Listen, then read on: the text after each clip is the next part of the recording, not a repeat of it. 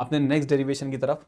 बहुत ही मज़ेदार डेरिवेशन है क्लास, यहाँ से डेरिवेशन भी आ सकता है, न्यूमेरिकल के चांसेस ज़्यादा रहते हैं, और एक डेफिनेशन भी पूछता है, डिफाइन 1 एम्पियर ऑफ करंट।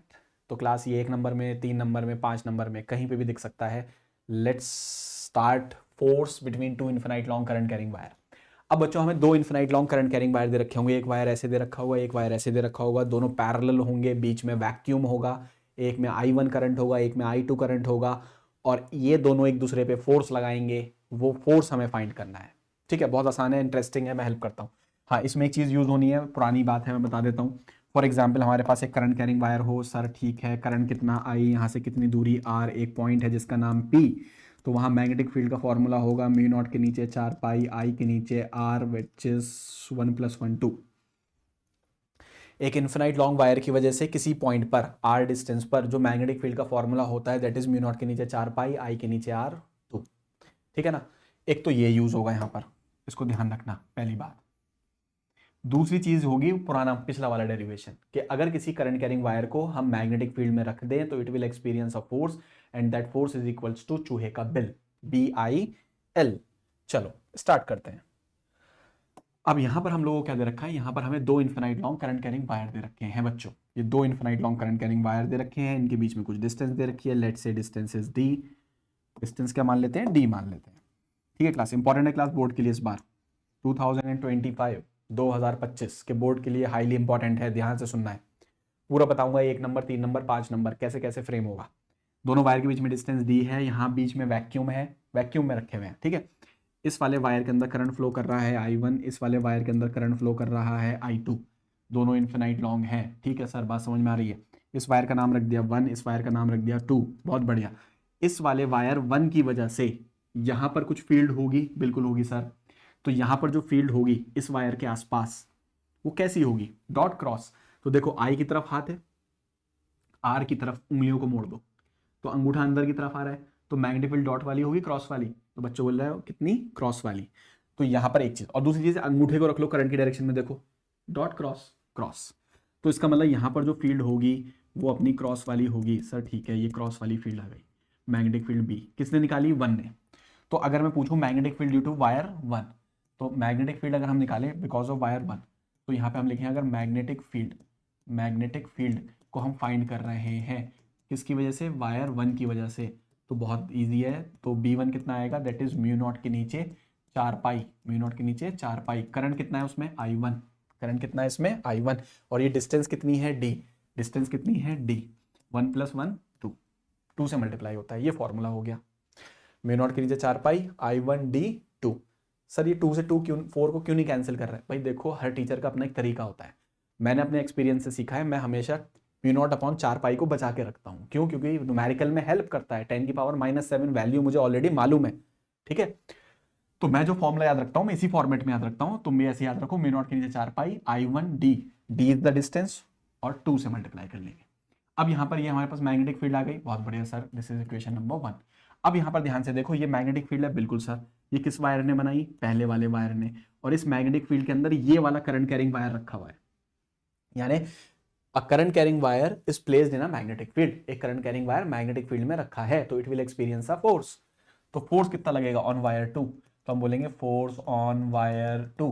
तो फोर्स ऑन वायर 2 में जब बात करेंगे तो 2 पे लगा 1 की वजह से, दैट इज चूहे का बिल, BIL। बताओ मैग्नेटिक फील्ड कौन है, B1, इसमें दूसरे वाले में करंट कितना है, I2, लेंथ मान लो L। तो यहाँ पर F21 आ जाएगा, B1 की वैल्यू पुट कर दो, दैट इज म्यू नॉट के नीचे 4 पाई, that is I1 2 I2 L upon D। तो ये आ जाएगा फोर्स, लेंथ को नीचे ले आओ, तो म्यू नॉट के नीचे 4 पाई, दैट इज 2I1I2 अपॉन में D। तो ये वाला हमारा पास फाइनल आंसर आ गया, फोर्स पर यूनिट लेंथ निकाला मैंने फोर्स फाइंड नहीं करा, पर यूनिट लेंथ। सर ऐसा क्यों कर रहे हो, फोर्स क्यों नहीं कर रहे, हेडिंग में तो फोर्स लिखा है। अरे भाई ये वायर इनफिनाइट लॉन्ग है, अगर ये लेंथ की वैल्यू मैंने इनफिनाइट यहां पुट कर दी तो ये तो 0 हो जाएगा, खत्म हो जाएगी कहानी इसकी। तो मैं इसलिए पूरे वायर पे ना निकाल के पर यूनिट लेंथ निकाल रहा हूं। तो इस बात को ध्यान रखना, ये जो मैंने निकाला है यहां पर, मैंने निकाला है force per unit length, force per unit length यानी फोर्स डिवाइड बाई लेंथ, इसकी यूनिट होगी न्यूटन पर मीटर। तो फॉर्मूला कितना आ गया, म्यू नॉट के नीचे 4 पाई 2I1I2 अपॉन डी। बहुत ही काम का फॉर्मूला है, रट लेना अच्छे से। अब इस पे डायरेक्शन भी बता दो। अब देखो सर, ये जो पहले आपने अभी डेरिवेशन करवाया है उसमें आपने बताया है कि फोर्स का जो वेक्टर फॉर्म होती है वो होती है आई एल क्रॉस बी।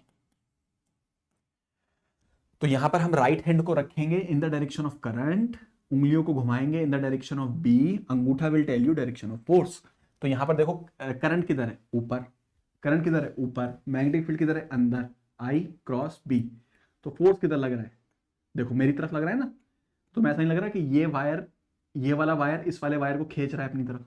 हाँ बिल्कुल सही बात है। तो इसका मतलब पहले वाले वायर ने दूसरे वाले वायर को अपनी तरफ खींचा, that is F21, F21। Same चीज यहां होगी, यहां पर इसकी वजह से जो फील्ड होगी वो डॉट वाली होगी, चेक कर लेना, ठीक है, डॉट वाली होगी। और डॉट वाले की वजह से जो फोर्स लगेगा देखो आई बी इधर लगेगा। तो इसका मतलब ये वाले वायर पे जो फोर्स लगेगा, ये वाला फोर्स किसने लगाया, 1 ने, पर किसने लगाया, 2 ने, इसने जो लगाया ये भी इसको अपनी तरफ खींचेगा। यानी दोनों वायर एक दूसरे को अपनी तरफ खींच रहे हैं, और उस खींचने पर यूनिट लेंथ, वो फोर्स पर यूनिट लेंथ का फॉर्मूला सेम ही आएगा, 2I1I2 अपॉन डी। तो हम यहां पर इसको समराइज कर सकते हैं पूरी बात को वो इस तरीके से कि मान लो मेरे पास 2 करंट कैरिंग वायर हैं, दोनों क्या क्या पूछेगा। पहली बात ये पूछेगा कि ये डेरिवेशन कर दो, फोर्स पर यूनिट लेंथ को प्रूव कर दो कि 2 म्यू नॉट के नीचे 4 पाई 2I1I2 अपॉन डी, ये प्रूव करवाएगा। दूसरी चीज क्या करवाएगा, वो बोलेगा कि भाई ये करंट कितना I1, ये करंट कितना I2, दोनों में करंट, वायर में करंट की डायरेक्शन सेम है, तो फोर्स कैसा लगेगा, तो दोनों एक दूसरे को अट्रैक्ट करेंगे, force on 1 due to 2, force on 2 due to 1, और दोनों की वैल्यू क्या आती है, सेम पर यूनिट लेंथ। कितनी आती है, म्यू नॉट के नीचे 4 पाई 2I1I2 अपॉन में कितना डी। पहला तो फोर्स की दोनों की वैल्यू सेम होगी पर यूनिट लेंथ। दूसरा, अगर दोनों में डायरेक्शन ऑफ करंट सेम है तो दोनों एक दूसरे को अट्रैक्ट करेंगे। क्या करेंगे, अट्रैक्ट। ये भी पूछता है पेपर में, देख लेना PYQs में, अट्रैक्ट करेंगे। उसी तरह से मान लो हमारे पास फिर से वायर हूं ऐसे करके, और इन दोनों वायर में डायरेक्शन इस बार ऐसे हो, इसमें ऊपर हो करंट की डायरेक्शन, इसमें नीचे हो, दोनों में करंट की डायरेक्शन सेम है, अपोजिट, सर अपोजिट है, तो ये दोनों एक दूसरे को रिपेल करेंगे, दोनों एक दूसरे को क्या करेंगे, रिपेल करेंगे। ठीक है सर, बहुत काम की बात बता दी आपने, मामला ही शॉर्ट सिंपल कर दिया। क्या मामला सिंपल हो गया, अगर दोनों में डायरेक्शन सेम है करंट की तो दोनों एक दूसरे को अट्रैक्ट करेंगे, अगर एक में ऊपर है और एक में नीचे है तो दोनों एक दूसरे को रिपेल करेंगे। ठीक है, रिपेल अट्रैक्ट, ठीक है सर, ये बात क्लियर हो गई। तो डेरिवेशन आ सकता है, डायरेक्शन ऑफ फोर्स पूछ सकता है, एक बात। दूसरा, इस इक्वेशन पे बेस्ड न्यूमेरिकल आ सकता है। तीसरी चीज यहां पर एक और पूछता है, डिफाइन 1 एम्पियर ऑफ करंट। आपको डिफाइन करना है 1 ampere of current, define 1 ampere इस फॉर्मूले की हेल्प से। तो सर कैसे करेंगे डिफाइन, देखो बहुत सिंपल है। मान लो मैं इन दोनों वायर के बीच की डिस्टेंस को मान लूं 1 मीटर, ठीक है सर, यहाँ करंट भी बोल दूं मैं, इसमें भी 1 एम्पियर का है, इसमें भी 1 एम्पियर का है। तो बताओ इस इक्वेशन से फोर्स क्या मिलेगा, फोर्स पर यूनिट लेंथ। तो म्यू नॉट के नीचे 4 पाई की वैल्यू हो जाएगी 10 की पावर -7, बिल्कुल सर। तो पहले में करंट कितना 1, दूसरे में करंट कितना 1, डिस्टेंस भी कितना 1, तो यहाँ पर फोर्स डिवाइड बाई लेंथ आ जाएगा 2 × 10 की पावर -7 न्यूटन पर मीटर। यानी अगर दोनों वायर में करंट 1 एम्पियर का है, अगर दोनों वायर में करंट 1 एम्पियर का है, तो दोनों वायर एक दूसरे को अट्रैक्ट करेंगे बाय अ फोर्स ऑफ 2 × 10 की पावर -7 पर यूनिट लेंथ। यानी दोनों वायर एक दूसरे पर यूनिट लेंथ पर जो फोर्स लगाएंगे इट विल बी 2 × 10 की पावर -7, और दोनों वायर किस में रखे होने चाहिए, वैक्यूम में। ठीक है, तो इसी को हम शब्दों में लिख देंगे, ये हमारी डेफिनेशन हो जाएगी 1 एम्पियर ऑफ करंट। ठीक है, तो ये हमारा डेरिवेशन हो गया, force between 2 infinite long current carrying wires. ठीक है, बहुत इंपॉर्टेंट है, इस बार सवाल आ सकता है। अब हम चलते हैं अपने